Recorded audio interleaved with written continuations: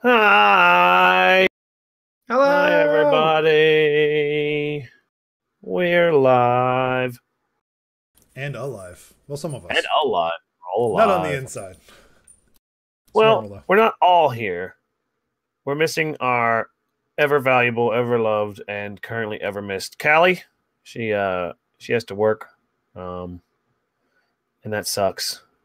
Well, one day we'll all be independently wealthy. Everyone in the whole world will be independently wealthy. Dave needs to Until check that one time, she's going to need a filler, and that task has fallen to yours truly. So that's what we're going to do. We're going to do a one-shot tonight, which is going to inevitably turn into a two-shot, and then a three-shot, and then we're just going to play this forever. It's going to be a long-running campaign that we can't quit because we don't know how.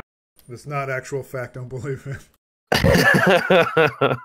No, we're going to do a one-turn two-shot. It's going to be tonight and next Friday, and it's going to be awesome. With me, as you can hear, I don't have the best of voices, but with me tonight, on my right over that way or over this way, he's over here somewhere, is the great and powerful Dave. Dave, why don't you tell everybody about yourself? Well, I can't verify the great and/or powerful claims, but I am Dave. I usually play a wizard called Bravo Quarks, but today I'm playing a fighter called Carvin Hanlon. Marvin Hanlon Blamlin. Yeah. So, just over there, if you skip over. Tell us about Marvin, Dave. Tell us all about him. Tell us about Marvin Okay. Blamlin. Well, as Carvin Hanlon, I'm driven by a wanderlust that led me away from my home. And if I dishonor myself, I also dishonor my whole clan. Ooh. But an injury to the unspoiled wilderness of my home is an injury to me.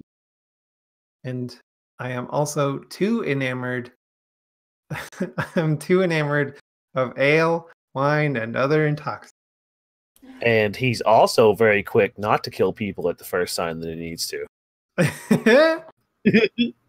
He's a friendly everybody. He's friendly to everybody, and he loves keeping people alive. Awesome. So what is he? What does he do? What kind of a character is he? He's a fighter. He's a hummin. And yeah, he's good at punching. Awesome. And shooting crossbows and but all not that at stuff. People's necks specifically. But not at people's necks, just at the ground to scare them. I love him already. I love him. I love Lamp. So joining him, like I said, if you just jump over a couple frames over there, that'd be Travis. Travis, why don't you tell everybody about yourself? Hello, I'm Travis. I normally play our Druid Carrion in the Storm King's Thunder campaign. Today I will be playing Shmi Farmer, who is an adorable, lovely little gnome wizard. I am horribly awkward in social situations. The path to power and self-improvement is through knowledge. And I've been searching my whole life for the answer to a certain question. I'm gonna go close that window. The screaming children behind us. I'm sure you heard them before I did. The question is how do I get these children to shut up? And flaws? I am easily distracted by the promise of information. Pop-up ads must be terrible for this person. It's like awful. Why, yes, I would like to know more about gnomish enhancements. Download RAM. So instead of like playing like a stuttery, bottled up wizard, I think I'll play him kind of like very pleasant but matter of fact. That's the goal. We'll see how it pans out. And then to his side is Lauren. Yep. Last but absolutely not least, and many would argue the better half, is Lauren. So what's up with you, Miss Lauren? Oh, just prepping for Christmas. Got my Christmas tree up. Yeah. So I'm Lauren, as we said earlier. I play our lovely Claire. Brady. Hey, she's been very good lately. Well, compared compared to the Pat, who we've also found out is also socially awkward. But tonight I am going to be playing Riley Patterfoot. She is a human rogue entertainer. She is a born gambler who can't resist taking a risk for a potential payoff. Material goods come and go, but bonds and friendship last forever. But she did swindle and ruin a person who didn't deserve it. So she is seeking atonement for her misdeeds and may never be able to forgive herself. It's very sad, very tragic. However, despite all that tragedy, she is still too greedy for her own good and can't resist taking a risk if there's money involved.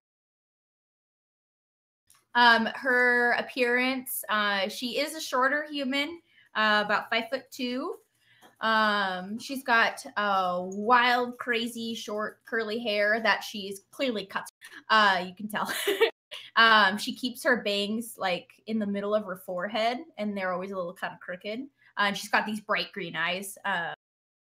And yeah, she also has an affinity for hoarding her. And she also likes dragons, so her performer's outfit has a dragon stitched on the back. Ooh. Nice bit of color.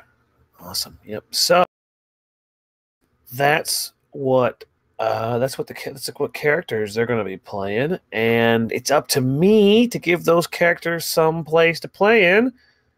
And we're gonna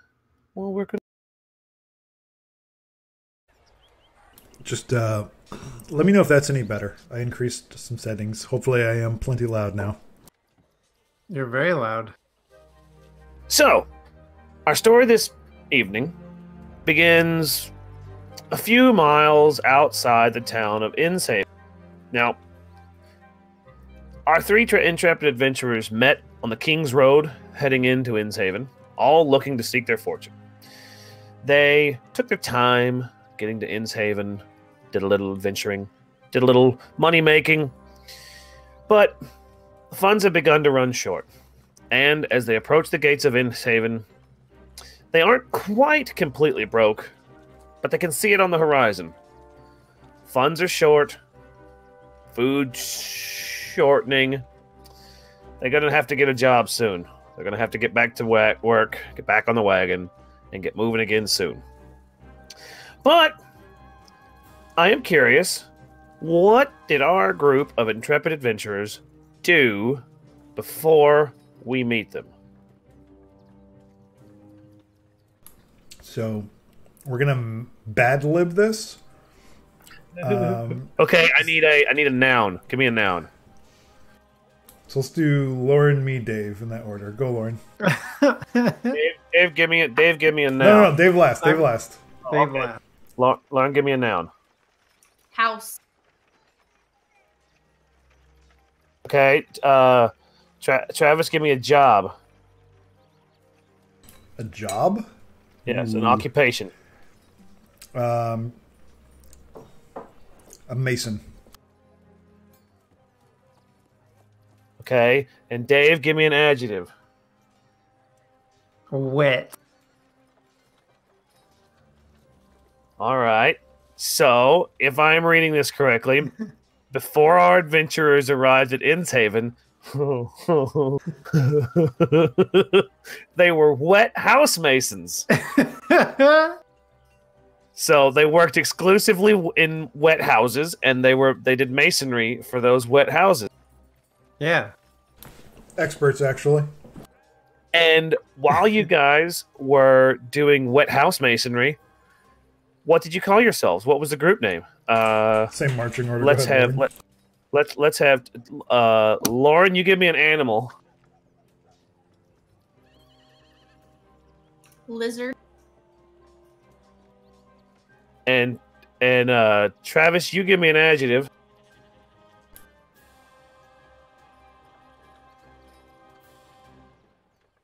Fluffy. And Dave, you give me a fruit. Pineapple. All right. So, while our group professionally became wet house masons. They went by the professional name of the fluffy pineapple lizards. So, it is here on the King's Road outside of Haven that the intrepid adventurers, the fluffy pineapple lizards, reach the gates. And there's a small small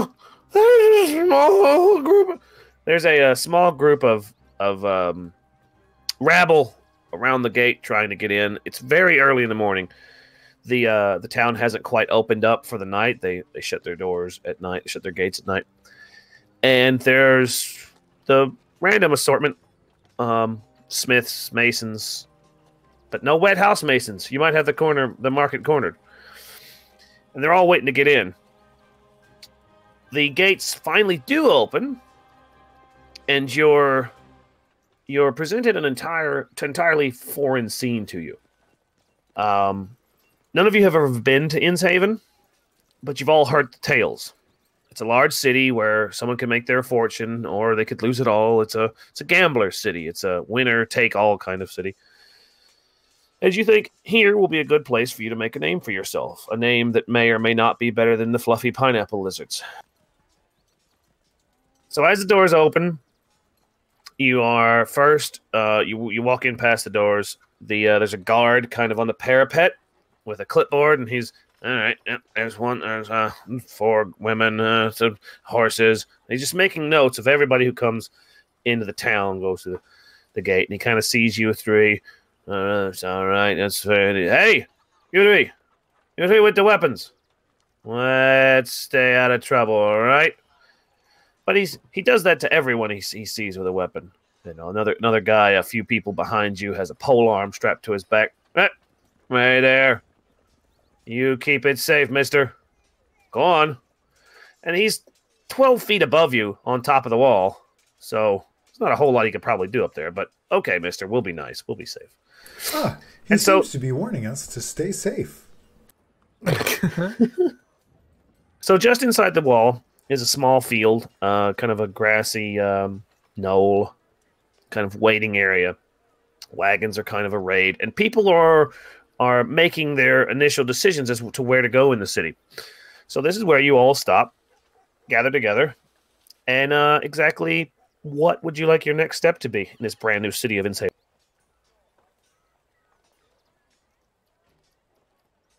Well, I'm about ready to win my luck. What do you guys say? Let's find out where the money is.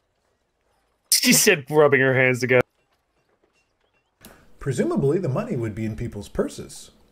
That's what I have come to believe, and found most accurate. Not if we take it from them. Yes, then the money would be in our hands if we were to take it from them. Well, we should probably stay out of trouble for now. Let's, I guess, go find some jobs. You know what we could do? Trouble later. You know what we could do with that money? Yes, we could buy food. We could buy some drinks. We could also buy drinks. What else could we do with the money? That's about it. Right. So, in looking for these jobs, where would the... I got to keep looking down at it, otherwise I'm going to forget it. Where do the fluffy pineapple lizards want to go and look for their jobs? So, at the tavern. Shmi is... he holds on to his staff, but he's doing this in the crowd, looking around. And he's 3 feet tall, so I assume he sees a bunch of kneecaps and probably not much else. Lots of butts and farts.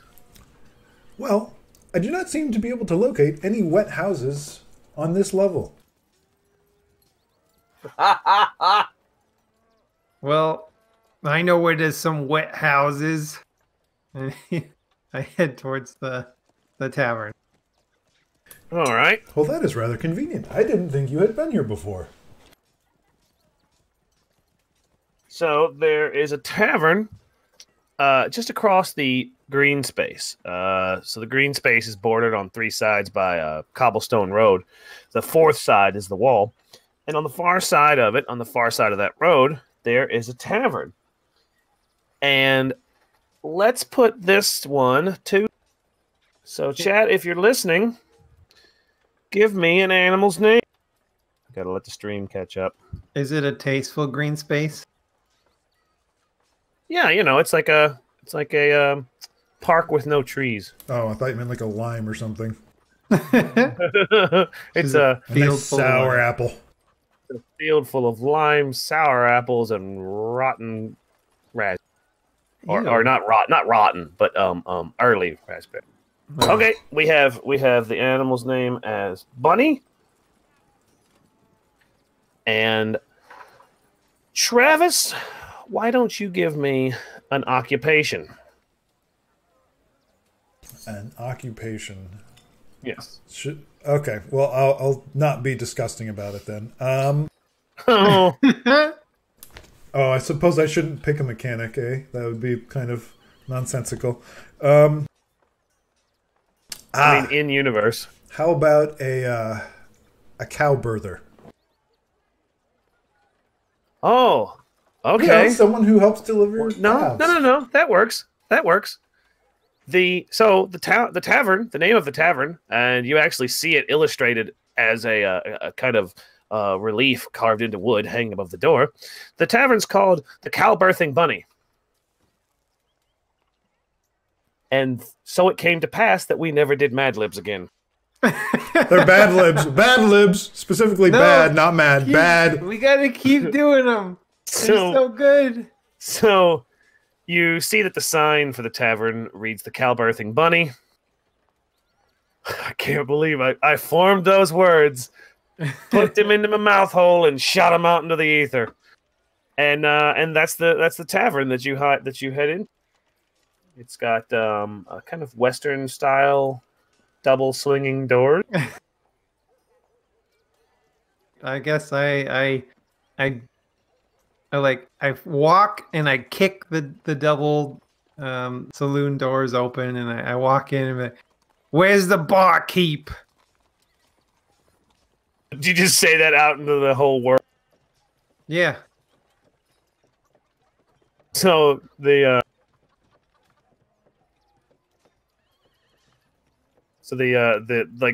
bar doesn't really go quiet. There's a table near to you, a table of about 4 people, and they kind of look at you quizzically. And then the actual barkeep standing behind the bar goes, "Ah, come on in. Yes, come on." Smiling wide, "Welcome to the Cow Birthing Bunny." Ah, I think the barkeep is over yonder. I cannot see him, but he is beckoning us to the bar. Yes, well, thanks for that. And I walk up to the bar. Oh, you are most welcome, friend. And Shmi follows him.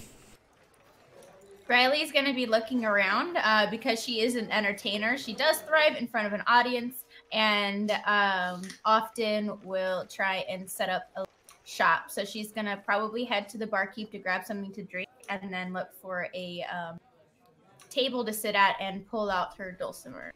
Mountain dulcimer. Ooh. So is she going to grace us with a performance? Yeah.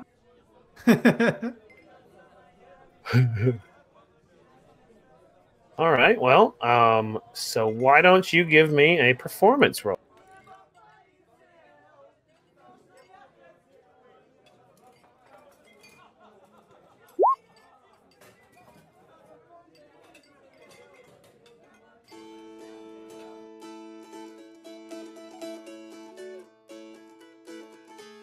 So, Riley pulls out her mountain dulcimer, kind of clears her throat, and begins to play. And it doesn't gain a huge crowd right away, but slowly a group begins to meander, and a couple start tapping their feet and clapping their hands. And before too long, a happy man and his girlfriend or wife or whatever begin kind of box step dancing around the room. And before too long, Riley's got quite the group built up.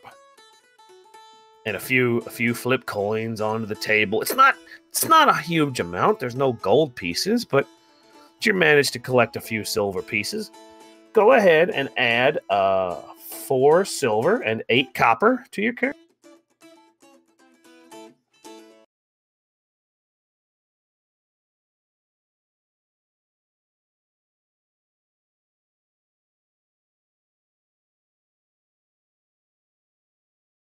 Sweet.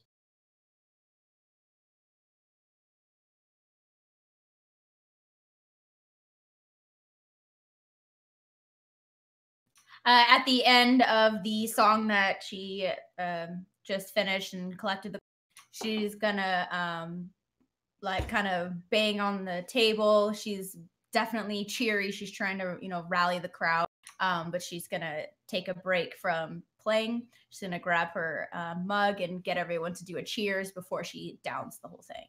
Oh yeah, everyone's well, everyone that has been there listening. You don't have the whole tavern wrapped in suspense, but the group that's around you, they're all clapping. Oh, way to go! That was good. Play another one. And you're just down in your drink there.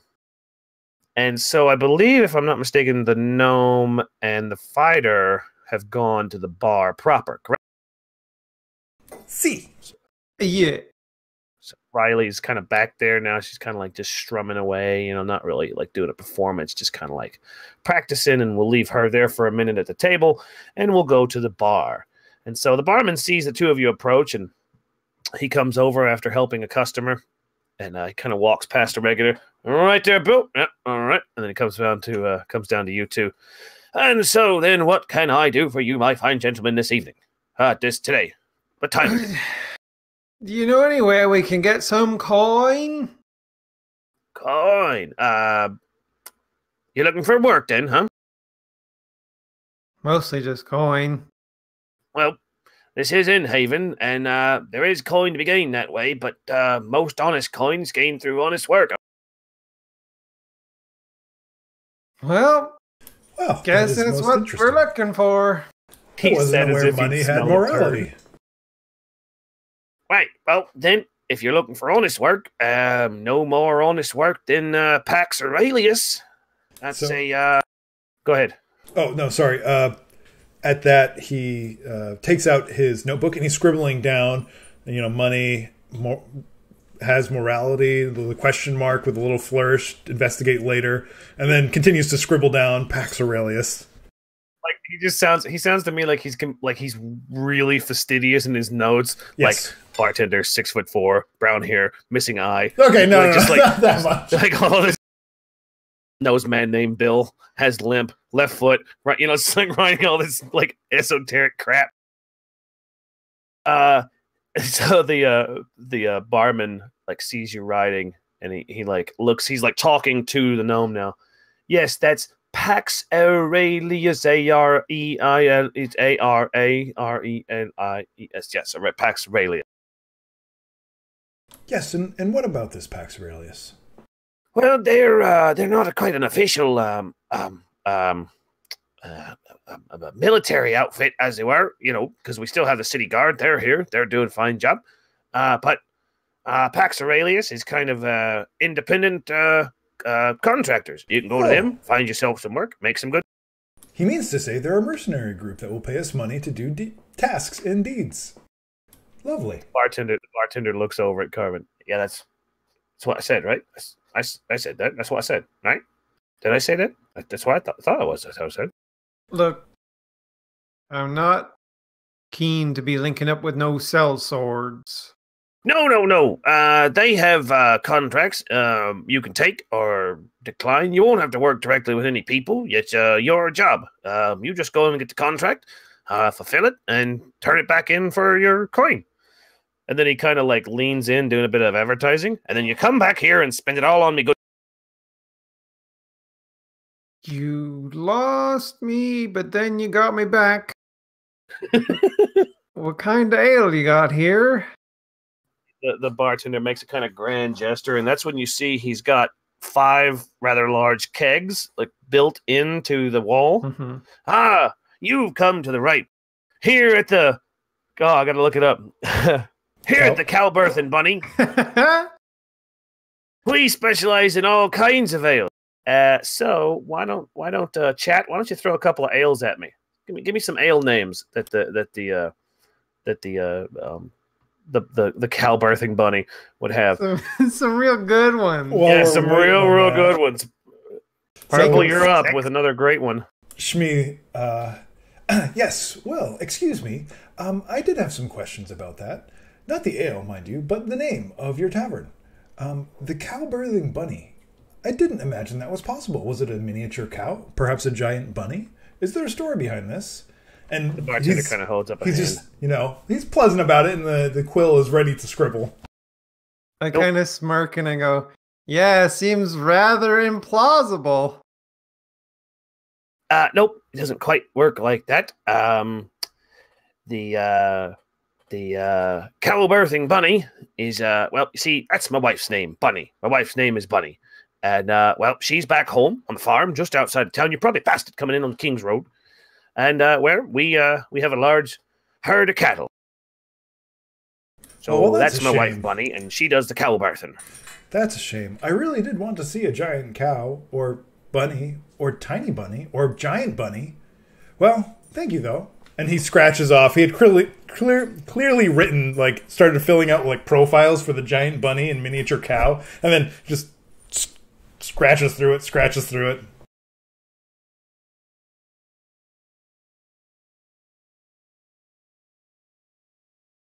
Right, so let's get back to those ales, shall we?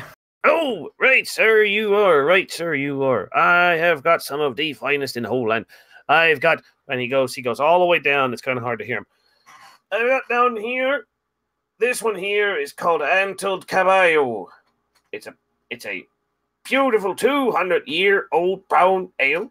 It's fantastic. Right next to it is the Purple Cabbage. That's another grand one. And he comes a little closer. Next to that is a good classic dwarven stout. Nice and dark, nice and bitter. You'll like that. Put hair on your hair. Wait. Purple. What is a purple cabbage? Well, you see, it's cabbage that's purple. That's how that works. That's why we call it purple cabbage. It's made with purple cabbage. Fermented cabbages. It's just basically a cup of kimchi. So he grabs a mug and he heads over and he kind of like kombucha, like extra strong kombucha. So then, is that a mug of the purple cabbage there for you? Huh? Look, is it strong? No, actually, purple cabbage is one of our weaker ones. Well, mostly people do it on a dare. It's a good one. It's a good one. I do like it. It's a mighty fine ale, but it's not strong. Is strength what you're looking for? If it's not strong, it's not worth drinking.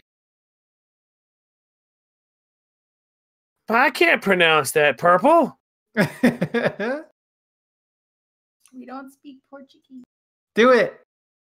Oh, if you want strength, then, and he walks all the way down to the other end of the bar. This baby right here, and he kind of pats the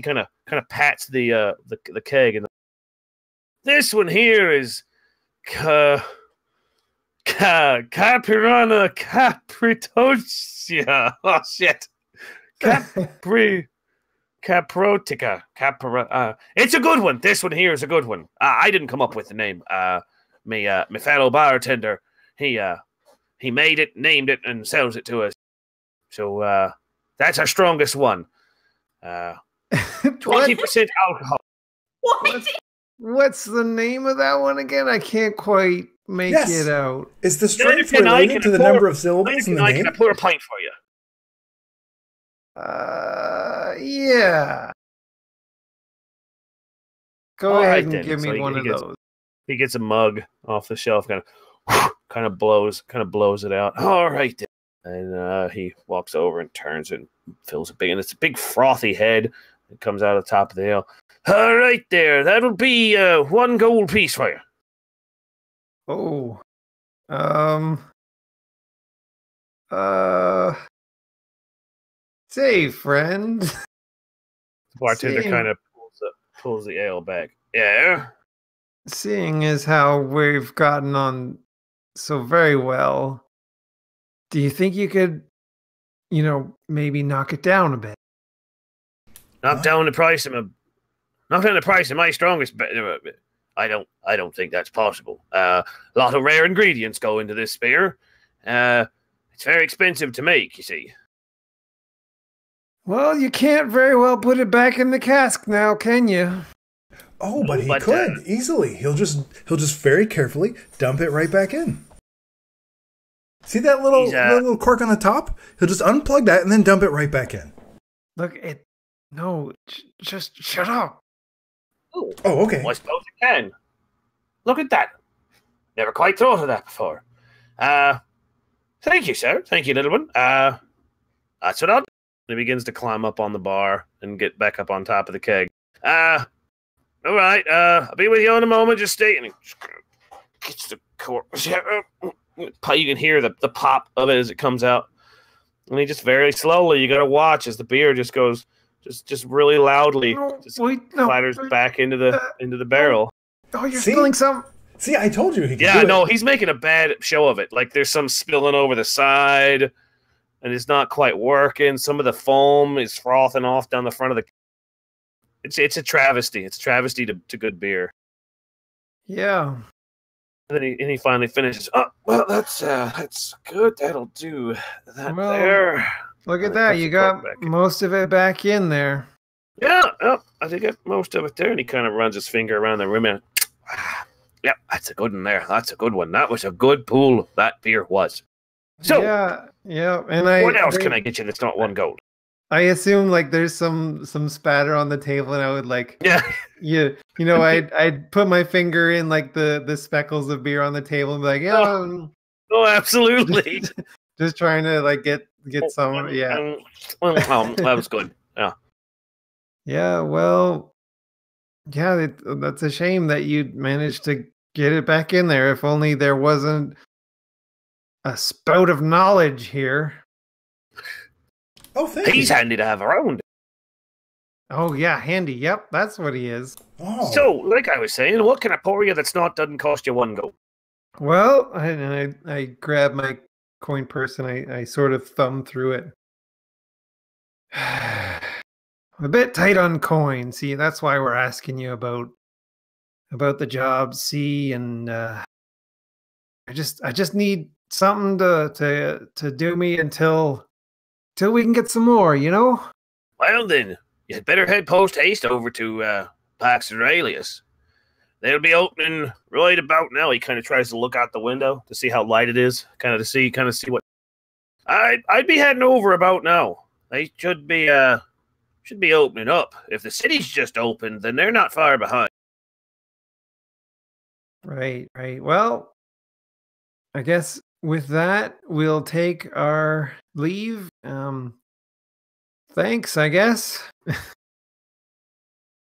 And I turn and walk away. Yes, thank you. It makes me feel quite warm inside to be called handy like that. I'm rarely called helpful. And he follows his friend. He just reminds me when he was a kid, he probably went, "Hello, my mom says I'm not supposed to talk to you." Oh, yes, definitely. She says you are drunk and drink too much. 100%. He's horribly, horribly awkward in social situations. All right, so I'm first turning on my fan because trying to pronounce that Portuguese beer made me really nervous, and I'm really flushed now, so now I'm all hot. So as you leave, you guys are heading back outside, heading back out into. I'll give it to you. That was good about Bunny, his wife. I'll give it to you. Yeah. I was pooping my pants when you asked me about the name. What do I do? Jesus, what do I do? All right. So back outside. It's about 9 o'clock, 10 o'clock in the morning. And the hustle and bustle is pretty much in full swing at this point. The road you're on, in fact, I don't have it finished, but what I'll do is I'll move you over to a map of the town of Innshaven. Nothing's to scale. It's not finished. But so about here, about there is the green space. That little area right in there is the green space where you guys kind of camped out, which meant that the cow birthing bunny is right there. And so you step out onto the street, and you're now out in the front on the proper kind of main thoroughfare of the city, and you can look all the way down one side, all the way down the other side, and about 60 feet down that way, past an intersection, and maybe 3/4 of the way down the next block, you see a big sign hanging out over the road. And it's a big red and white shield with a large kind of iron cross on the top of it in bright orange. And there's a crossed sword on one side and a crossed hammer on the other side. And then right underneath it, just right underneath the shield hanging on another piece of wood are the words Pax Aurelius. It's just right down the road there from you. I really like this map. It's neat. Yeah, I'm gonna keep working on it. I like that angle. So Riley saw them moving, followed them outside, and once they were outside, she asked, "All right, so did you get a lead? Where are we going?" Yeah, we gotta go to this Pax Aurelius thing to get some coin. They've got jobs that we can do, and then we can, buy some ale. Yes, and food, because that's what money is used for. I mean, or we could save it. Oh, you can also save money. Oh, I'll make sure to note that down. Well, mostly the first thing, but yeah, let's head towards this place. All right, so you head down the street, and the intersection's kind of pretty thoroughly packed. People going because you realize you're at kind of a two main crossroads right there, and you kind of lose sight of each other just a bit. The gnome having the hardest time, but you all recollect yourselves at the far corner, make your way back down the road, and just outside is a very colorful man. Just outside of Pax Aurelius, he's actually up outside of it and across the street. He's a tallish, kind of thinly man, bright, fiery red hair, just bright as the setting sun is orange, just red as red on his head, and it's kind of short and high up. So it's not like laying flat on his head. It's really straight up on his head, kind of like Rufio from Hook. Remember how he had it straight up hair like that? And he's got his arm up, leaning on the building, talking to a woman, and you can hear him. "Hey there, who are you? No, I'm a bit of a name around here for myself." And he's just chatting up this girl. He's trying to sweet talk her, and a group of adventurers come out of Pax Aurelius, and he immediately stops talking to the woman, and just beelines right across the street and starts chatting up this group of adventurers. Happens to be a trio, just like you. He walks up. "Oh, hey, how are you? No, it's nice to meet you. And then they're lost in conversation. You can't really hear their conversation over the din of the crowd. Something didn't quite go right in the conversation, because you can see the man with bright red hair kind of leaving a bit dejected, and you get a better look at him as he walks away. He's wearing a kind of cream-colored blouse that comes all the way down to his wrists, and his wrists are kind of flared out, kind of puffy style, right at the wrist. He's got a well, it's kind of like a sarong, kind of like MC Hammer pants that he's wearing. They have a very low inseam, and they're tartan. It's a green and red and orange pattern on his kind of pants there, and you can see that he's holding them up by an equally tartan sash that runs up to this shoulder, and that's kind of what holds his pants up. And he appears to be a very colorful individual. And as he walks away, as he goes back to start talking up this pretty lady, there's a group of kids that pass by, and he does a little trick for him, kind of makes them laugh, and then he goes back to the woman and chats him up. But you're here at Pax Aurelius. Yes, that is a very strange man. Well, maybe he is not strange, but his clothing certainly is, compared to everyone else around us and that I've ever seen. He seems to be hitting on that woman. Thank you for that. Oh, you are most welcome. Yeah, so let's go inside, huh? And she's gonna kind of like double take and kind of keep her eye on him because she wasn't sure if she had recognized the trick or not. Oh, you did. You did. It was your standard prestidigitation. It's just a little, kind of almost a cantrip that pretty much every spellcaster knows. You and the wizard both know it. It's a really simple spell.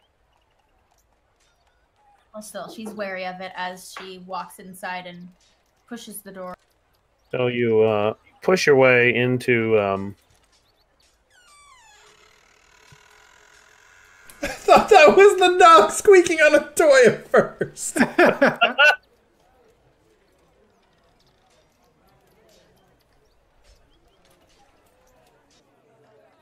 Now, Pax Aurelius is an interesting. Oh wait, hang on. Scene. I'd like to go back outside, and I close the door behind me. Oh, all right.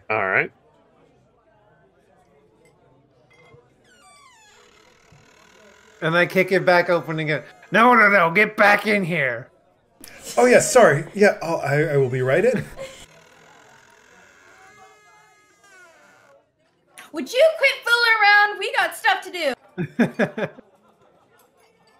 We all done letting Joe show off his cool creaking door sound effect?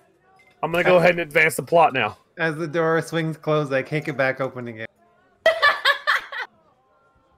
Do you know? It's broke. It's broke. It's now cocked off of its hinges and doesn't shut right. I awkwardly walk. Nope, it was like that when I got here. Oh wow! And I just didn't know kinda you could break a shuffle door away. like that. No, you can't. You can't. It's not broke. Like, come on, guys. It was already like that when we got here. So, you are now inside Pax Aurelius, and it's a very, very large interior. From the outside, it appeared to be about 3 stories, but it's actually one large open story, and then a second story at where the third story would be. So the part you're in is the first floor, and you can see all the way up to the top, to the bottom of the third floor. And where the second floor would normally be is a kind of balcony walkway that goes all the way around the building. And at the far back of the building are 2 stairs that come down from your left and your right, come down to a kind of mezzanine middle level, and then split away and come down to your main level.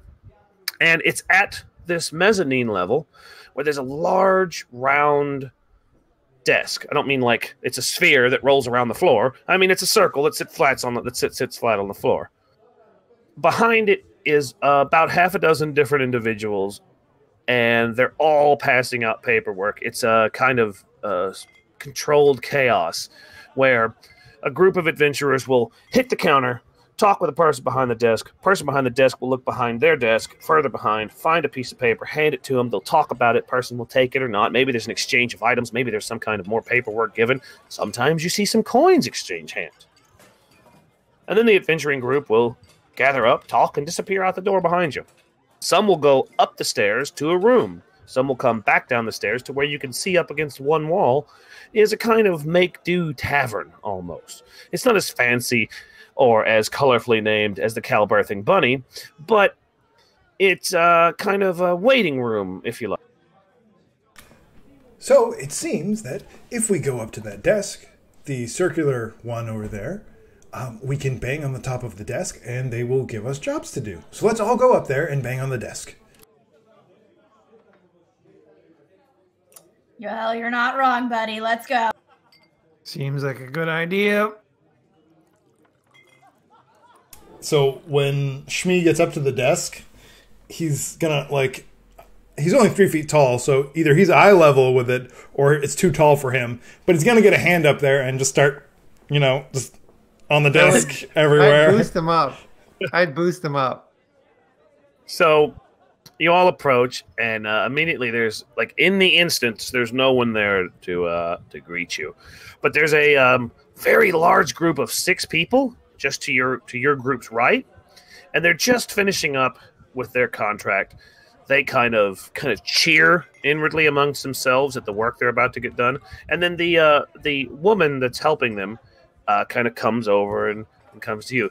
Yes, right then. How can I help you? And she's got about 4 teeth. She is got a wart on the side of her nose, and her hair's unkempt. But so, she looks to you. Hag is a good word that could be used. Shmi is still kind of haphazardly slapping the desk. Yes, as you can see, I am. She's trying to catch your hand. So she's trying to catch your hand, and she's missing. So that's just about the 2 of you both batting on the table. And then finally, she catches it, and he stops. Yes. As you can see, I am trying to request a job. Oh, yes. In the traditional manner. All right. Well, what? And she kind of looks around past you. All right. This is just the 3 of you. Yes, just the 3 of us. I haven't seen you 3 before, so I'll have to start paperwork on you. And so she turns around and goes to and gets a kind of a sheaf of paper, kind of a stack of parchment paper, brings it back. Right, I need my quill. Where is my? I've got a quill. Here it is. Here. All right. So, I need your names first. Carvin Hanlon. Carvin. K or C? C. C. What's after that? A. A. What? Go on. R. R. R. What? Car. Carvin. Sound it out. V. Is it V? V? Yeah.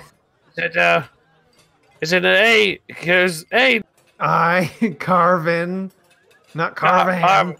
Hold on. I've messed up. I'm sorry. N? Is N the last? Yes. All right. N is the last letter in Carvin. Carvin. All right. And your name, Miss? No. Hanlon. The surname. Oh, you have 2 names. Well, ain't you fancy? All right. So, Hammond? What? H. H? A. A? N. Han. L. Solo. It's L. O. Oh, Hanlo. Hanlon. And N. There's an N again. Yes, well, good for you. Fantastic. And you. What's your name? He looks at Shmi. Oh yes, I have a name. The name is Shmi Farmer. You can call me that. My friends call me Shmi Farmer because that is what my parents named me. I can spell farmer. F-I-R-M-E-O. I got that one. No, Shmi. S. Oh yes, you spell Shmi the same, just with letters, just like farmer. Shmi is spelled F-A-R-M-E-R? No, but it is spelled with letters. I'm going to just put some letters down here. All right. And yes. So you just assume that she just put letters for your first name doesn't know. And then lastly, she looks at the rogue. Riley Patterfoot. What? Take your best. Doesn't have to be perfect. Right. So, coin. Riley Patterfoot. Oh, next then, I need the group name. What you call yourselves?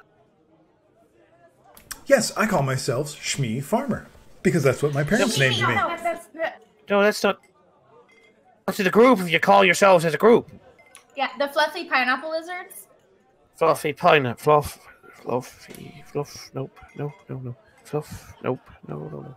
Fluff. It's fine. It's however you spell it's great. No. We're going for the reverse intimidation. What? Oh, with the name.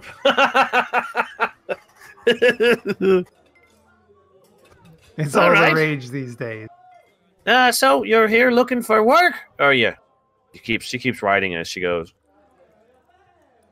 Yep, looking for work. Well, okay then. Well, what kind of work do you do? Combat or espionage or magic or what kind of work? Well, wet house masonry mostly. It's a lot of different things. It all translates to what you just said. I'll just put down adventurers ERS. So adventurers then. Just Nope, that's not how you spell it. Carvin, do you want some ale later or not? Well, that's a certainty. So then, as adventurers, rather qualifies you for the whole gamut of stuff. I've completely lost her voice. Don't know where her voice went. I had it, say, and it's she gone. Suddenly became almost Braddock. It's fine. Keep rolling. Everybody becomes Braddock at some point. Yep. Yeah. Or Bravo Corks, one or the other. Yeah. Or old man Vaughn, who he sneaks in there sometimes. So she continues on, and she tells you that what she has on offer, because you've registered as an adventuring group, is kind of pretty much anything you want. She suggests that you allow her to pick for you from the most critical things that Pax Aurelius needs filled first. And those are the bounties. There are several people that have gone missing in the city that are either wanted by the law or they've been turned in by their spouse for having gone missing and you're trying to find a missing person or a tax dodger or something like that. But that's how the people come across Pax Aurelius' radar. They break the laws or they go missing. So she presents to you 5 people that she needs found within the city. 2 are missing people and 3 are criminals.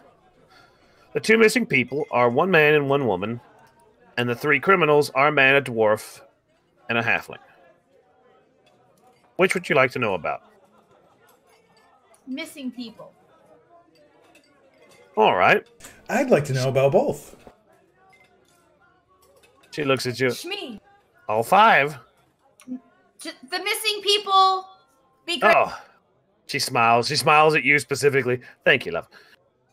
So she puts the other 3 criminals away, puts them back in the kind of the box behind, and she lays out 2 pieces of paper on in front of you. They both have drawings of the people, their names, physical descriptions, everything like that, proclivities, habits, places you might find them. It's pretty much a point by point dossier of that person up to the point where they went missing, what jobs they had, stuff like that.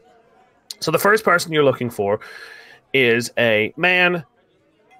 His name is Stephen Ambrose. Spelled wrong. Both names are spelled wrong. He is between 5 and 6 feet. Feet spelled wrong. F-I-E-T. He is long black hair, which is weird because this is under the physical description of his body. And under long black hair, or under hair, is number 13 East Market Street. So the address where he lived is in the wrong place. Underneath that is eye color, to which apparently he had the eye color as retired blacksmith. So That's my favorite eye color. So you managed to piece this together, and the poor woman has just basically gotten all of his basic information out of place. And what you surmise is that he's a retired blacksmith that went missing about a week ago. He has long black hair, brown hair. Stands between Black or 5'6". brown? Black hair. That's his body type. Long black That's his hair. body type. He's High broad. color He's of broad retirement. shoulders. He's broad shoulders, and that's about all the relative of information. It gives a next of kin, but underneath that it says left town, unable to contact. You're kind of on your own here. It's giving you his physical information, but not a whole lot on top of that. The woman, on the other hand, has more information. She is pretty much middle of the road, kind of brown hair, kind of 5.5 feet, kind of. She very much blends into the crowd. That's what you take from her physical description. Very hard to find. What is of most interesting note with her, besides the fact that everything is spelled correctly and in a different handwriting, so you think that perhaps the woman that's helping you now didn't do this one, is that she had a next of kin. She had a brother who lived in the city.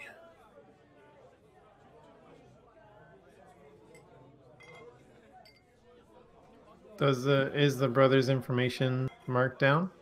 Just a name. The name he goes by now is called R&R Jeff.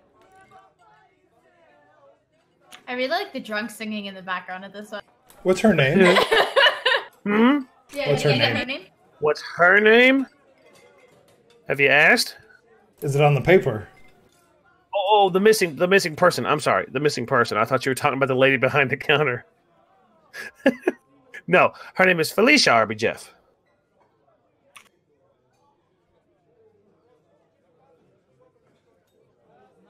Right, well, seems like this one's got the most reliable information, and I cast a glance at the old lady that's been... I don't want to say helping us, because that seems like the wrong word. Attending Help is to a us? strong word. Yeah. She's been interacting with us. What's her features? She's 5.5 feet tall. She has a brother in the city. Anything else listed for her? No, very, very little. Doesn't have an occupation list. It doesn't have last place known. Doesn't have where she lived, anything like that. The most important information that you could take from her. It's going to be even hard trying to find her by her physical description because her description is so general. You just discount it out of hand because just going between the tavern and Pax Aurelius, you saw 8 women that fall into that description. It's very general. The most important piece of information that you take from this particular dossier is that she had a brother. Shmi looks up at the lady. Yes, so I am to understand that we are to pick one of these people to find? Is that correct? Well, you could go and find them both if you like. And she kind of like half-handedly hands you both of them. It's just like they're both at you. And if we do not find them, is there a penalty? Well, Pax Aurelius will look kind of down on you. They don't like failures. Yeah. Oh, well, that seems fine. I am very short after all. Most people do look down at me. No, that's not. All right, then. We will that's take not what both. that means, love. That's not. No, that's not what that means. Okay, it's fine. I'll explain it to him later. So what's the reward here if we do find one of these people? Oh yeah. Right, hang on a sec. I'll find the relevant information on them. And she turns around and she goes back to her little filing cabinet. Now that she's looking, and it is later, can you please explain to me? Later, Shmi. Ah, yes. Oh, all right then. So eventually she comes back. So for the lady, Pax Aurelius has authorized 10 gold pieces. That'll be paid by her brother. And she takes the paper back and looks at the name. Mr. R&R Jeff. Yeah. And the gent, he is authorized by Pax Aurelius itself to pay out 5 gold if you find him. 15 divided by 3. I think we need to try and find both of these guys. She's like kind of conversing to her group. 10's gonna be awfully hard to split between 3 people. Seems that way. Oh, not at all. 10 would be very easy to split between 2 people. For instance, I could take 8 gold pieces and you could each have 1. Evenly, Shmi. Split evenly. Oh, I understand. Yeah. Great. Anything else we need to know about doing business with you guys? She's starting to feel a little worried about having taken jobs from this, like, corporation. I'd say you're not wrong. It's kind of like a corporate like workman. So she goes, I know it's kind of simple. Just find a person, bring them back here. Alive. The missing people have to be alive. Yes, well, what if they are already dead before we find them? Missing people tend to be dead before we find them. Sometimes they're dead. He didn't mean it in the way that we kill them. That's kind of how it came. He meant if we wind up finding them and they happen to be... Well, we have killed people before, but not missing people. Well, here's the thing. If you find out that they are dead, and it should come to light that you did not in fact kill them, you must explain to us here at Pax Aurelis how they have come to die, provide proof that they died of natural causes, and only half of the available bounty shall be paid out. What if they were murdered? Do you remember the special information that we talked about how there's the special information that not everyone needs to know? Yes, I remember. What? Oh, him. Yeah, that some of what you just said is the special information. But we only killed the people who deserve to be killed. Yep. Special information. Oh, I see. But we were paid to kill them. They were bandits. Also special information. At this point, the woman is. I do hate to interrupt here, but so is it one or both? Which would you like? We'll take both of them, thanks. All right then, and she hands you both. You've got 1 week to find them both, or come back here and let us know what happened to them. Oh, okay. Well, I do hope they aren't dead. That would be very unfortunate. All right, goodbye to you now. She just cuts off. She just cuts off the gnome. Yes. Take care. She's gone. She's already pissed off to help another group down to another camp. So here you have it. Your contracts. And you take them and head back outside. And as soon as you're outside on the street, lo and behold, who should approach but the man with the fiery red hair. He makes a beeline straight for you. He walks up, holds out an outstretched hand and a big broad smile. Well, hello there, how are you? My name's Demon Aaron, and I've got a bit of a proposition. I think us four should all work together. No. No. I don't. No. Hear me out, right? You three are new to town, right? All 3 of you ain't never been here before. Well, listen, I live here. This here's my town. And I'm You own this whole town? That is very impressive. Funny that woman didn't take to your attention. No. Mate, I don't own a town. Oh. I don't own a town. I feel like I own it because I live here, right? So, but anyway, I don't understand at all. Side point. Listen, I'm a bit short on coins right now, and we are as well. I am desperate for cash flow, incoming cash flow. I have this contract, and I'm sure you 3 also have a contract. We could work together and split the profits 4 ways. My contract carries a 20 gold bounty, split 4 ways. That's 5 gold apiece. How's that? I know all the ins and outs of the city. I can get you in. What's your contract? I guarantee you I can help. Look, we may have come into town yesterday, but we weren't born yesterday. We've seen you be turned down by other people. We're not Yeah, gonna well, associate with. yeah, well, full disclosure and whatnot. I am a sorcerer, and not a lot of people are keen on the wild magic, as it were. What with me mom being Fae and everything. Wild magic is dangerous. No. Oh, yes, Normally- wild magic is very dangerous. It can go awry in many different ways. You would not believe the people I've seen turned inside out by wild magic. It's only happened a few times, though. Very interesting. No, it's normally unstable and unfit, but I have it well in hand. Right? That's okay. what everyone says that has wild magic. Right. And How about if this? you've got it so well in hand, why can't you do it yourself? Because my contract is a bit too big. It's more than one man can handle. So, here's what I'll do. I need coins, so I will only take half a share. Does that sound fair? I'll take half of what is normal, and how's that work? Whatever we make, I'll take half of one share. Well, that seems way too good to be true. But what is your contract?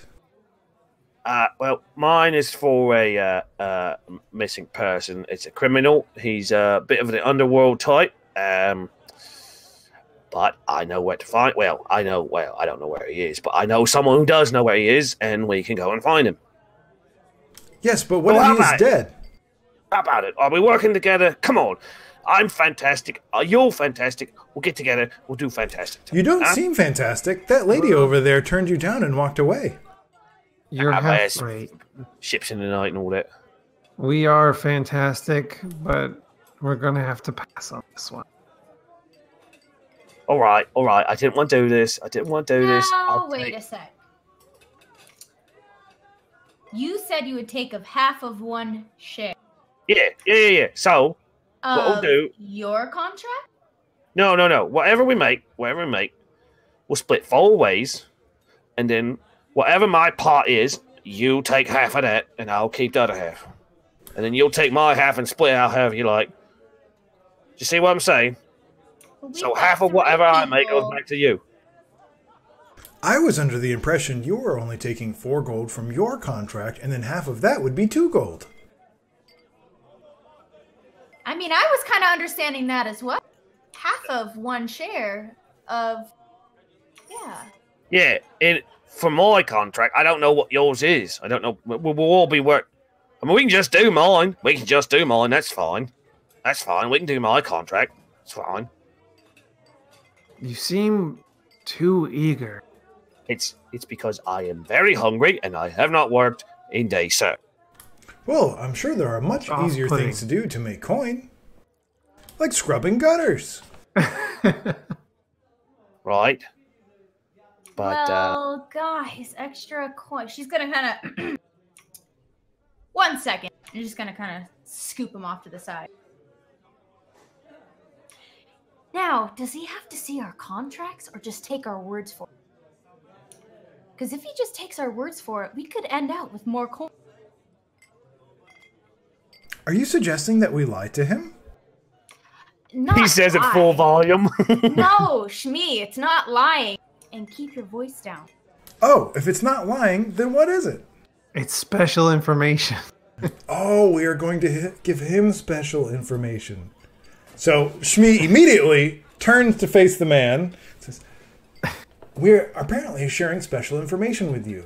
And the recent special information is that we kill people, but only the people that deserved it.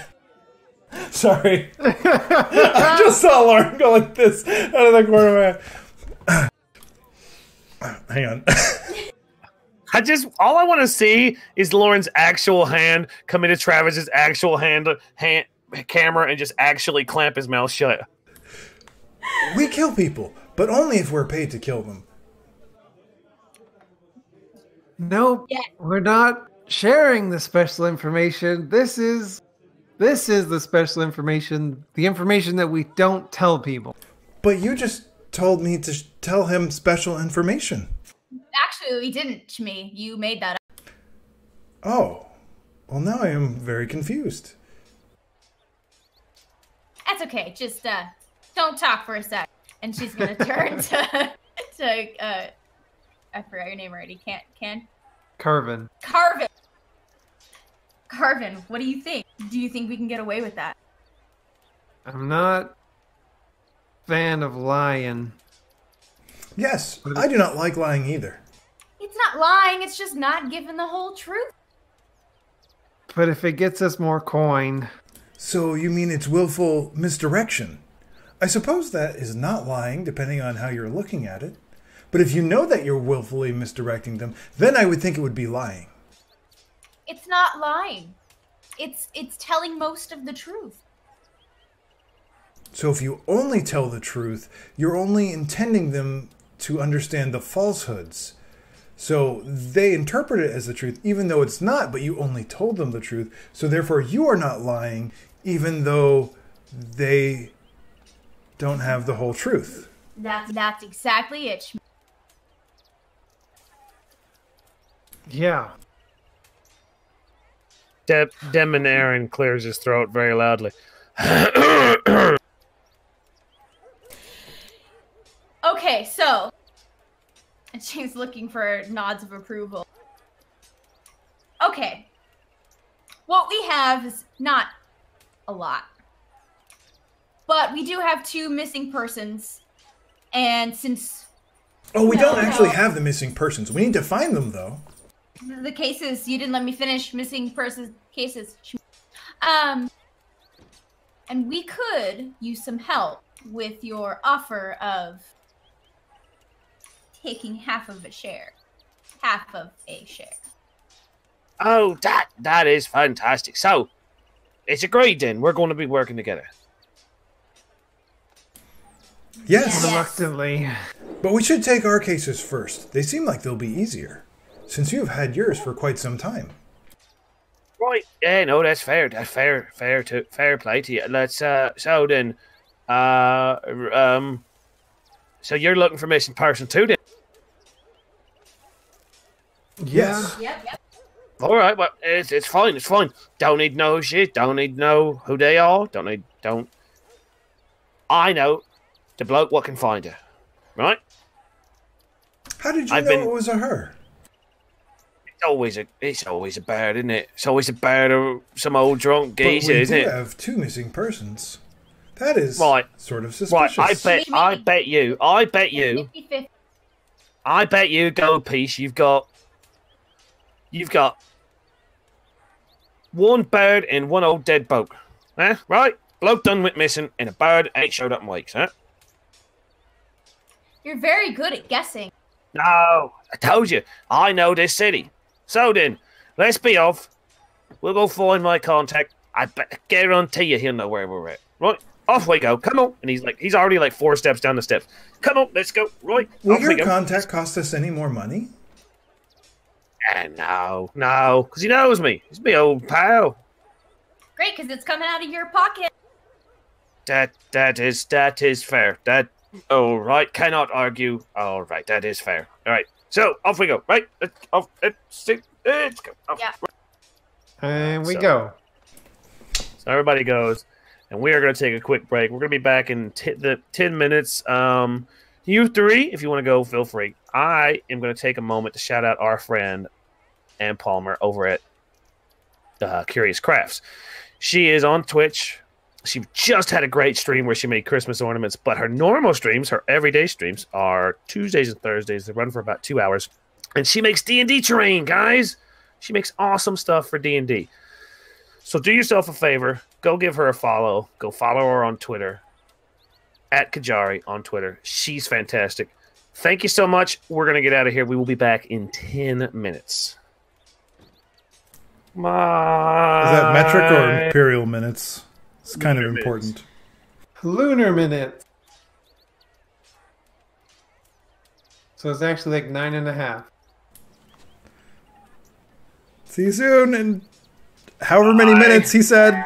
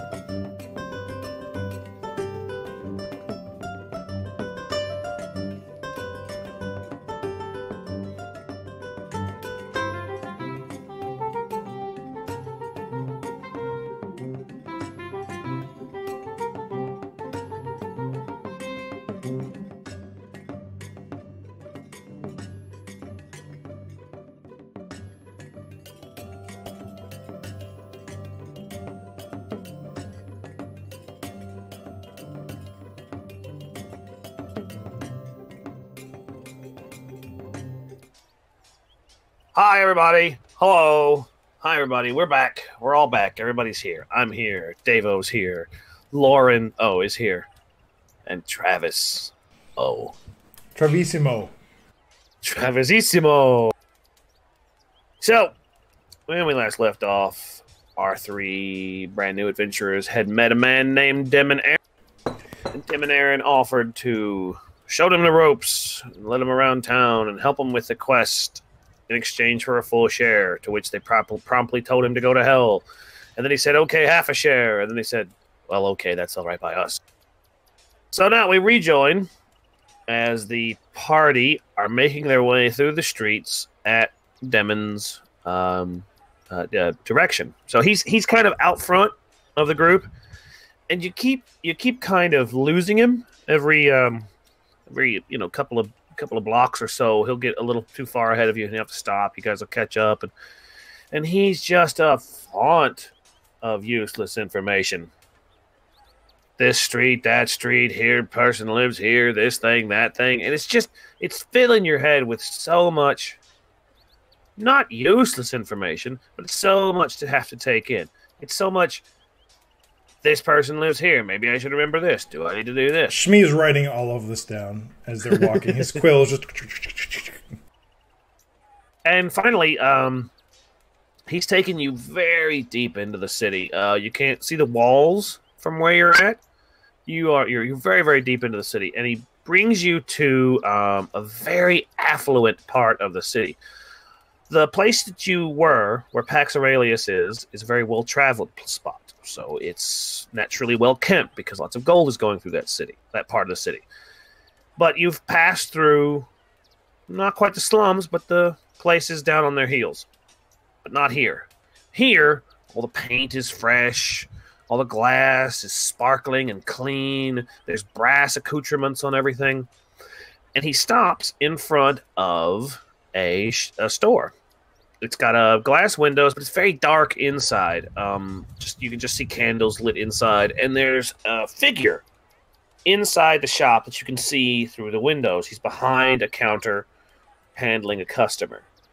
It doesn't seem ominously dark. It just seems, comfortably dark. And so Demonarin speaks up. Right then, here we are. This is my friend Benji runs this here spirit shop. But don't let that fool you. This here's no more than a glorified tavern. It's just a tavern for the rich folk, right? The old stuffed shirt elf claims that he sells high quality spirits and whatnot. But it's no more place than anything else for the booze hound. And so he kind of like very ceremoniously opens the door. He kind of puts one arm against it and turns the handle and opens it. And he goes, Benji, my old blighter, how are you? And the elf behind the counter immediately looks disgusted. Because the elf is just about the absolute opposite of Demon. Where Demon is loud and boisterous, this elf is proper, straight-backed. He's almost 7 feet tall, but he'd be lucky if he was 100 pounds soaking wet. He is that thin. He's a very thin elf. Very pale, very gaunt, long hands. Elongated is a perfect word to describe him. He has long black hair that's pulled up in a top knot and runs down the back of him, and he wears a very, very nice suit, a waistcoat with a very clean white shirt underneath. It's got a kind of mock bow tie on it, kind of almost like just a loose, informal bow tie, down to very nice trousers, very nice, all of this. And he's helping a customer currently. He hands over the bottle, the customer hands over his coins, and he goes, "That will be a very, very fine vintage for you, sir. It's a pleasure doing business. Do please come again." And then he looks back at Demon with just absolute, like he's just seen a human poop, like just a piece of poop, enter his shop. And so as the previous guest leaves, he looks at Demon. "Oh, and what do you want this fine day?" "Oh, well, sad anyway, you greet your friends, Benji. I'm here because I've got good work for you, and I need your help, and I need information, and that's how you treat me. That's how you treat your old friend, Demon." He just sighs. The elf just sighs. He looks at you three. "It is a pleasure at least to make your acquaintance. Despite what you have recently been told, my name is not Benji. It is Benjanorox. I am an elf. Elves are not called Benji by nature." So then, he almost shudders at the thought he's about to propose. "What could I possibly help you with today, Deb?" "All right, then. Oh, that's fine." And he just walks right in like he owns the place. So here's the scene, right? Me and my pals here. We got ourselves a bit of a caper, looking for a missing person. And every time that's right. Thank you, missing persons. Every time I've had a missing person, you've known right where they are. You've got some kind of preternatural sense about things. So I'm hoping you can help us find our missing blokes. And one last, right? There's a bird amongst them, right? You've got a bird, right? So how about it, Benji? Help us out, right? Coin's good. The coin is good. And Benjanorox kind of steeples, and he kind of thinks for a moment. Well, I do suppose I could be of some assistance, but it will not come cheap. You will perhaps need to buy some of my exquisite. And Demon just brightens up. "Here now, that's not a problem. You've got some of the finest spirits in this whole city. How do you want to do this?" And so, I actually have a map. Let's go to that map. Yes, that's not a problem at all. In fact, Demoman Ireland here offered to pay for everything if you charged any price at all. That's right. Yeah, that is right. My friends are honest and forthcoming with their information. Sure. I'll I will buy. Show us the bottle. What is it you'd like us? It's also very peculiar, though, because he mentioned he had no money. I'd like to see how he's going to pay. Well, I am hoping Me that this too. particular bottle is a bit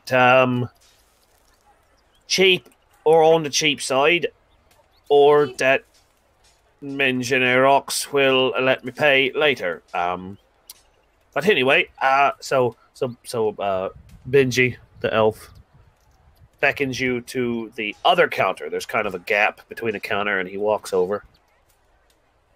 Here it is, my friends. He kind of kneels down behind the counter and pulls up a very angular bottle.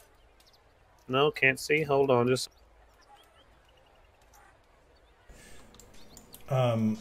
Shmi goes and kind of clambers onto one of the barrels and then stands on one of those and leans onto the counter so he can see what the hell is going on.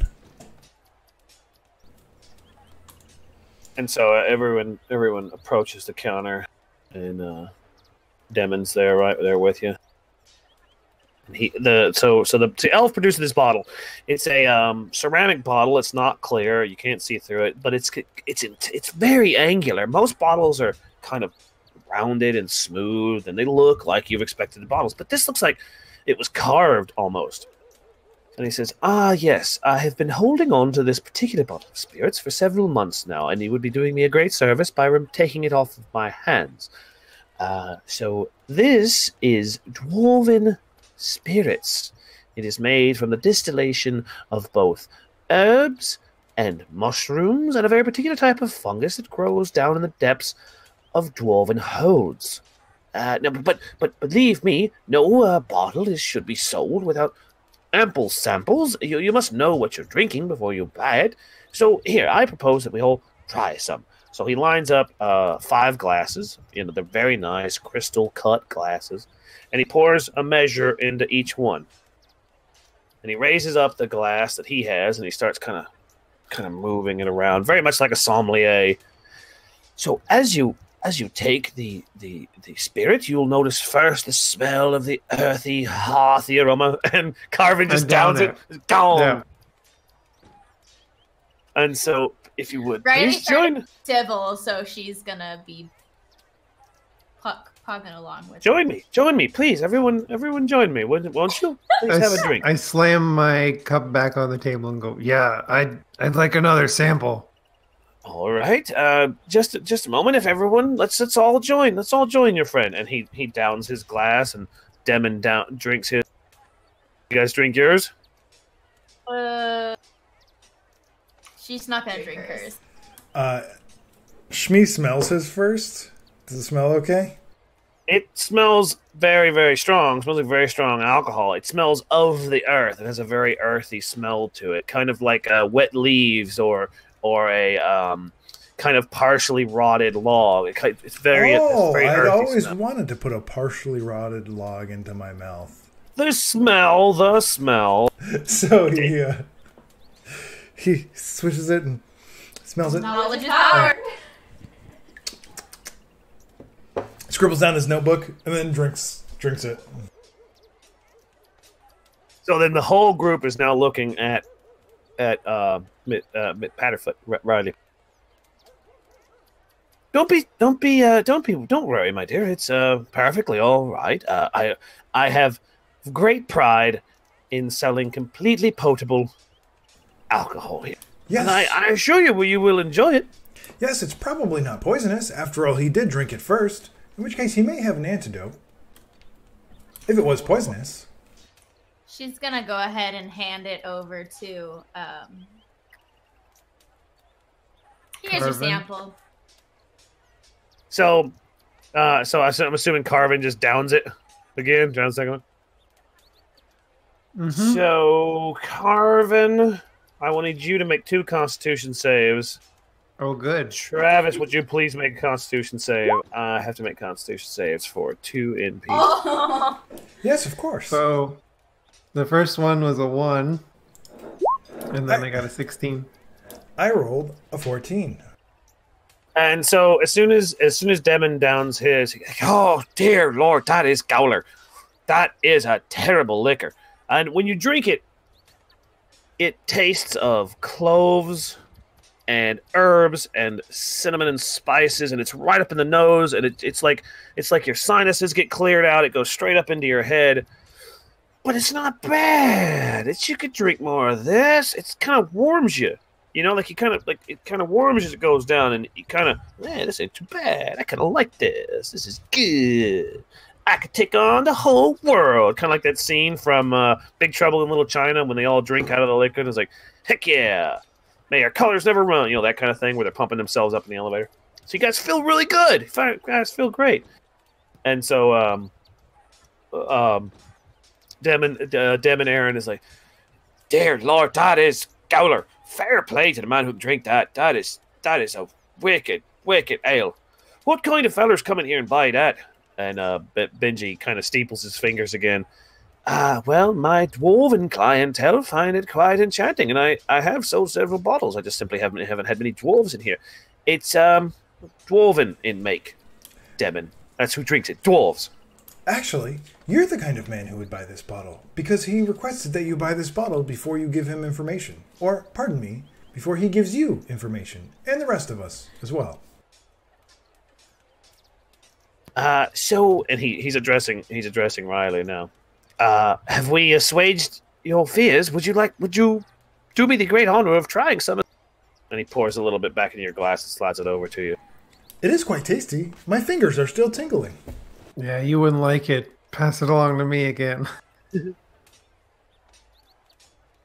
I'm good. I don't typically go for these types of things. I'm an ale type girl myself, and she's gonna pass it on to. Right. Down it again. Well then, I'm all of a sudden doing fucking the gnome's voice now. Well, I do. Far be it for me to turn away an unsatisfied customer. I understand the weird nature of our agreement here, but allow me to try and find something that you do like. And he comes around from behind a corner. No.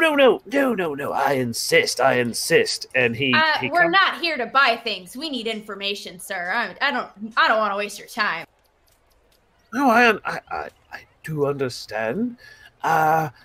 Here, I do feel as if I have let you down by not providing a spirit you enjoy. So I do have a few barrels of very nice ale here. Let us try. And he's kind of looking through a stack of about maybe 8 barrels. Here, this one you will like. It is a halfling vintage made from pumpkins. How about that? The smallest sample you can provide. Yes. So he goes back to the counter, grabs a little crystal decanter, and he comes back and he pulls just about half the glass full. Make a perception check, please. I find that hard to believe that is the smallest sample you could provide. I could easily put only 1 drop of ale into that glass. So he completely ignores the gnome, as he's done just about from the point where he went on the rant about how you could pay. And so he hands the glass to you, and he kind of is holding the top of it. He gives it to you. There you are. Try this pumpkin ale. I'm sure you'll like it. Very small portion for you. Do you want me to, test it, for poison? Yes, it may be poisoned. After all, he did not drink this. Yeah. I can guarantee you all. Though you may wound me by suggesting that I would purvey poison, I can assure you that every spirit in this shop is perfectly potable. So please do try the pumpkin ale and let me know how you. It seems weird that you constantly have to reassure us that everything here is drinkable. I only do that because you just recently suggested that something wouldn't be drinkable. Well, technically, even poison is drinkable. Not that you should drink it, as you will be poisoned if you do drink it, but it is in fact drinkable. The elf has completely turned his back to the gnome, and he's just addressing those two now. I kind of wink at him and be like, look, it's not that I don't trust you, it's that testing this. And I wink again. Poison. Well, as a matter of personal pride, I would greatly enjoy it if you would try one of my spirits. She's gonna take the smallest sip she possibly can and then hold it in her mouth. All right. And just it's great. And gently set the thing on the table, fully aware that Carvin will probably take. So does Carvin snap it up and drink it down? Yeah. He drinks the rest of it. And did you eventually swallow your mouthful? Your tiny little... She's actually gonna into her sleep. So, Lauren, you give me a Constitution check at advantage, and Carvin, you give me yet another Constitution check. Oh, fuck me, man. God. I have the worst rolls for a rogue. Like, Tell me why. What did you roll? I rolled a 5 with an advantage of 7. You rolled a 7. Yay. So, everyone's now is really feeling great. Everyone's doing fantastic. It's a sunny day. It's a beautiful day. You've got to see the city. Everything's on the ups. You guys have money coming in. And Demon starts up conversation. So then, I'm buying this bottle, and you're giving us information. How much does the bottle cost? You can almost see Demon cross his entire body. Like he's crossing his fingers, crossing his legs, hoping that it's not very expensive. And Benji Aeronox, he kind of straightens himself back up even more. Ah, yes, to business then. Well, the bottle of Orvin brandy costs 20 gold pieces. And and he holds himself up, but it looks like Demon wants to collapse right now. For the Lord's sake. All right, fine.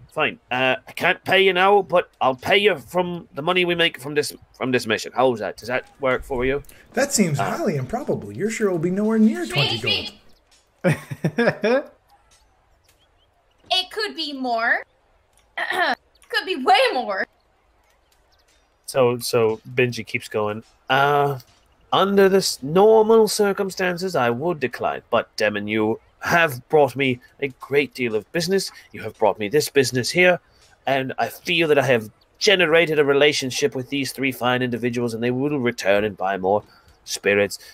So, against my better judgment, I will allow you to pay me at the end of your mission. Understand that should you fail and not pay, I will be sending Pax Aurelius after you. What? That is all business, I assure you.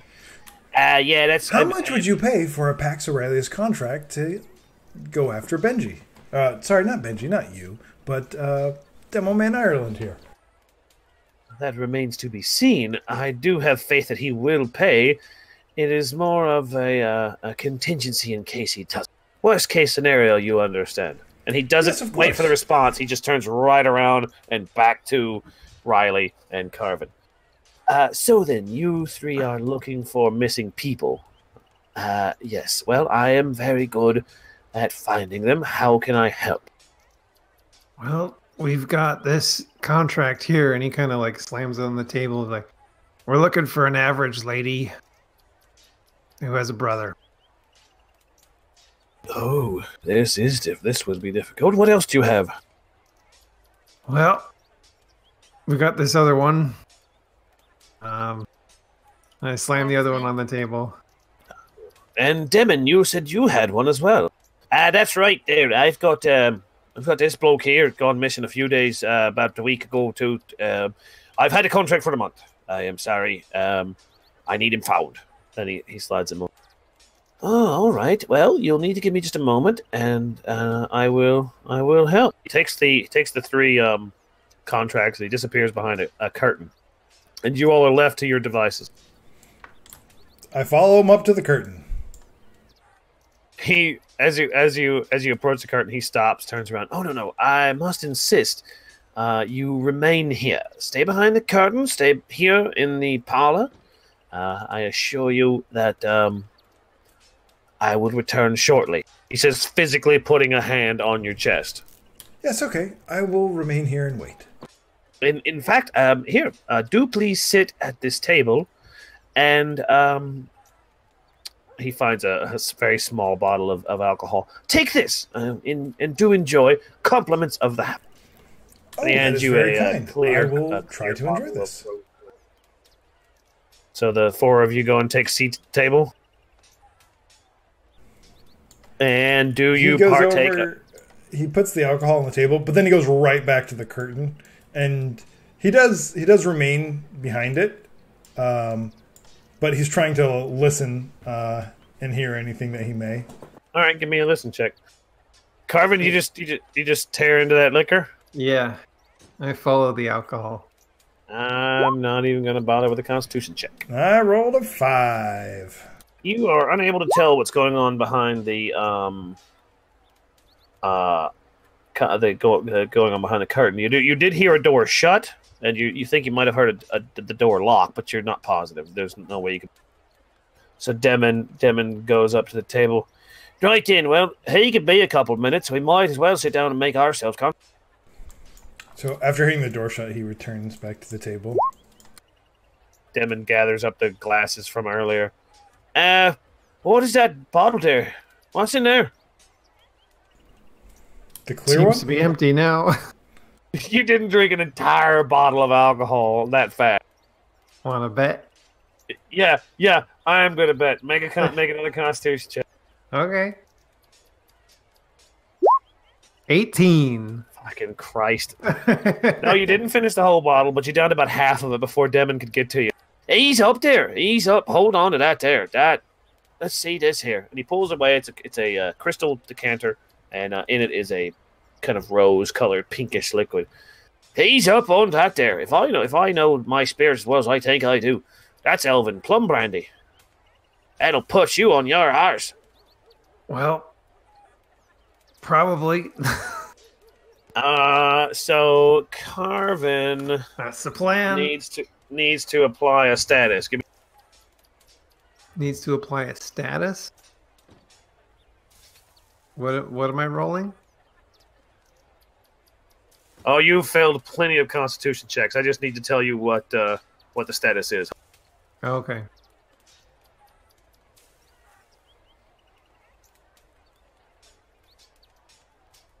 I think the status is called, technically, a technical term. It's called shit-faced. No, it's called awesome.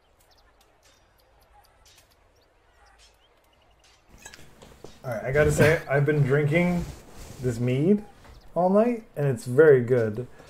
Normally, we have a Renaissance festival near us, and they have Chaucer's. This is not Chaucer's. This is, what was it called? See, we don't have good mead down here. Brunratty. Hang on. Dave, Carvin is currently charmed. Charming. A charmed creature can't attack the charmer or target the charmer with harmful spells or magical effects.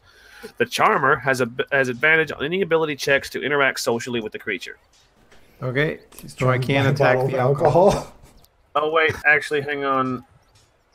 So's Demon, and so is. Hold on, I missed one. I had one drink. So. Oh no! All three of you are charmed. I'm sorry, I missed one. I was gonna say it was just Riley and Carvin, but Shmi is charmed as well. Charmed So- with Was there like a magical Benjamin number rocks? that meant that they didn't get charmed? Yeah, you had to roll high enough. we were all It was a charmed. check. So all over 18. Yeah. Wow. Yeah. Okay. So after about 10, 15 minutes, and after Carvin has completely polished off the bottle of brandy, he's pretty thoroughly intoxicated. The elf comes back to the table, and he says, "I do have good news. I have been able to find Mr. Aaron's target. I am having a bit of difficulty with yours, so I will hold on to them. It shouldn't take me more than a day. But if you would like to get started on this one, I can tell you exactly where he is. Well, at this point, she probably got bored and pulled out her dulcimer and was plucking away at it until he... Oh, nice. So he would come out and enjoy the fine music for a moment and wait. He would wait patiently, for the music to die down, and then once it did die down, then he would say what he had. So, are we charmed by Benji or by what? That's a good question. Oh, okay. Look, I would rather if we held on to those contracts for now. All right, that's fair. And he slides them back to Carvin.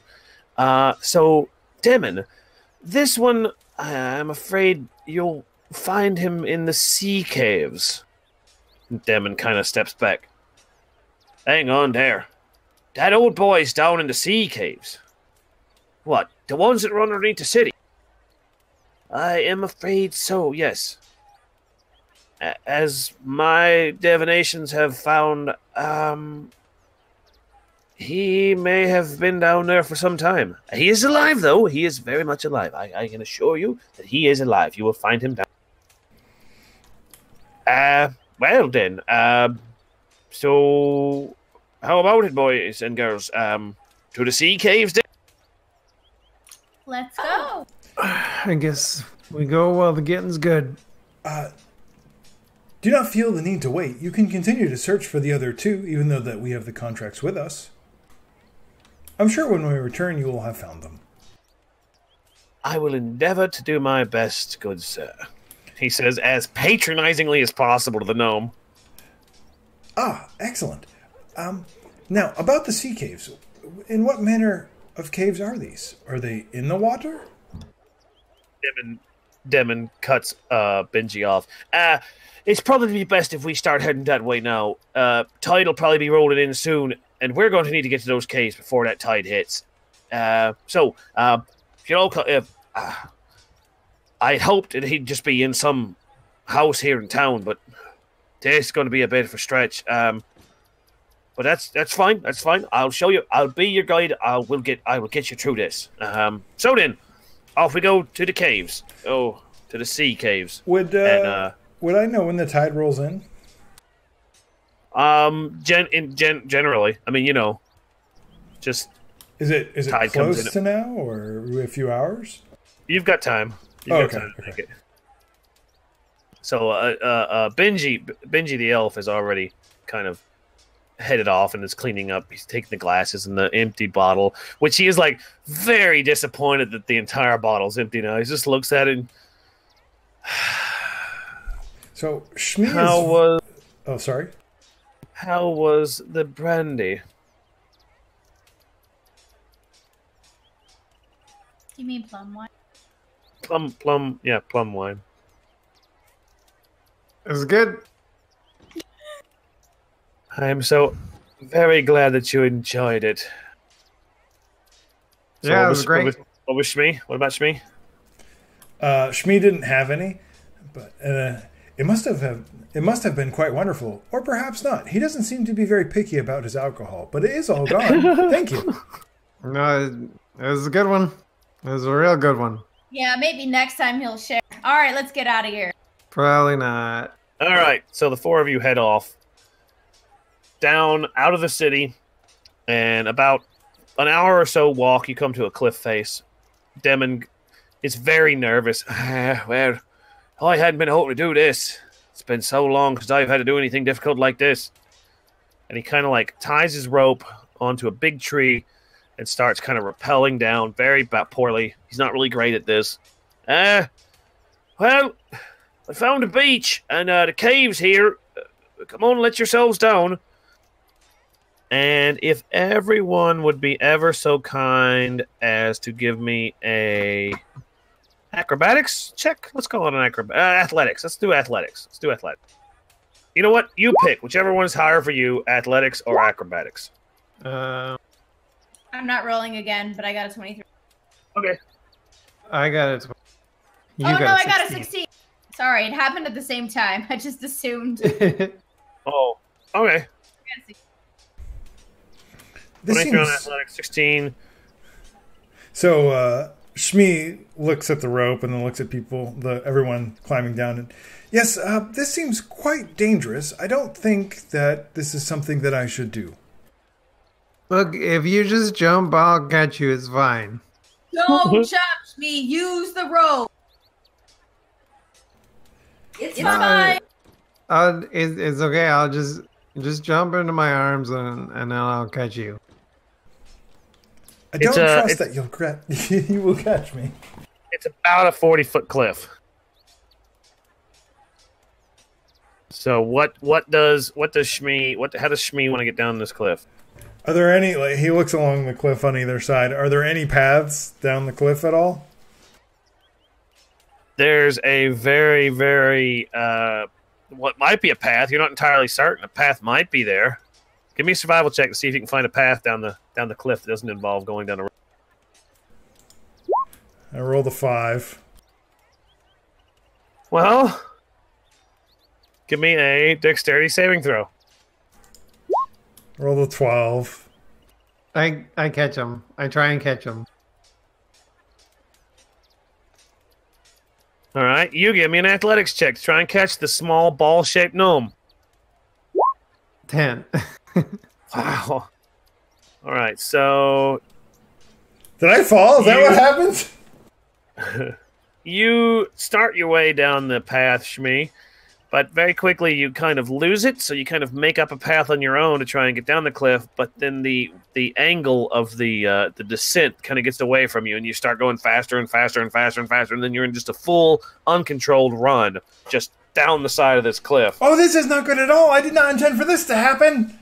At some point, your feet get caught on the loose gravel or a rock or a tree, and you just, poof, face first, down into the dirt. But because you're going so fast, your heels then come behind you, and you become a gnome-shaped ball down the cliff. Don't worry, I'm gonna get you. As a result, you take... Well, you only take 3 points damage. Because I'm so good at catching. Your body was padding. Yeah. And so, now that our quartet has found themselves at the entrance of the sea caves, we're gonna call it. That's good. It's a good place to stop it right here at the sea cave. I believe at least one of us thinks that the jig is up. Somebody thinks something wasn't too good about that spirit shop. I don't think it'd be maybe Lauren thinks something's fishy. Nah, Shmi was not at all convinced either. It's very critical. Well, he didn't have any idea either way. He was just being objective about it. Yeah, and he's objectively critical. Was up right from the get-go. I should have done a performance check of seeing if he even noticed that I had an alcohol in my mouth. Dave noticed, but Carvin was too enamored with the free booze. Oh, we lost Travis. I'm here. For some reason, it decided to go back. I'm coming back. So thanks everybody for tuning in. Thanks for being with us. We're going to be back again next Friday. And then this Sunday... Yeah, and then we're out till the new year, right? This Friday... This coming Friday is the last one, yeah. Don't worry about it. We'll post it on the Twitters. We'll post it in Discord. You will know. It'll be on Twitch. Just check we all will those absolutely places. let you know. And then you guys are doing Dodo Squad, or are you guys doing something else? Yeah. Yeah. She gave you 2 options, and you said yes. We're doing Operation Broken Sword on Sunday at 12. And then following that, we're doing a wonderful community event where anyone is invited to play. And it'll be lots of fun. Yes. So everybody turn out. Even if you don't have Arma, come out, watch, cheer us on. We're going to make complete and utter fools of ourselves, all in the name of shooting dudes in the face. Well, actually, maybe not this time, Dave. Do you want to kind of tell them what the event is to get some hype going? So the event, one of the events, I'll put it this way. One of the events is what I'm calling our Mario Kart. It's basically Mario Kart in Arma, So you'll be driving around, and there'll be like jumps and mines and all sorts of craziness, and shooting at other vehicles and trying to race to the finish. It's going to be really fun. It's going to be nuts. It's going to be. I tested it out today, and it was a lot of fun. Yeah. I'm really excited. So, more information on that, you can head over to our Discord channel. The link is just down there in the description. We have YouTube. You can find all of our videos there. You can watch all of our video on demand right here on this channel. All of that is a great help to us. We succeed because of your constant and unending support, and we love each and every one of you for it. Tell your friends, tell your family, anyone you think that would enjoy the stream, let them know that we're here every Friday and Sunday. We love you all. Maybe not every Sunday, but definitely every Friday. Definitely every Friday. I can be found on Twitter at Big O Joe. The show itself can be found at Riff and Rabble. That awesome guy over there can be found at the Malarenko. Malarenko. There you go. Malarenko. I got it right the second time. That's Malarenko. Malrenko. No? No! Not That even was close. Marlenko. Malrenko. whatever. It's fine. Don't worry about it. I'll try better next time. Lauren can be found at Ring Around Kaposi, and Twitter can be Travis can be found on our Discord. Go there and tell him that he needs to get Twitter, so you can all yell at him on Twitter. Twitter's for young kids. I'm old and grumpy. So we're gonna go ahead and get out of here. Good night, guys. We love each and every one of you. Come back next Friday. We can't wait to see you again. Bye. Thanks for tuning in. Bye.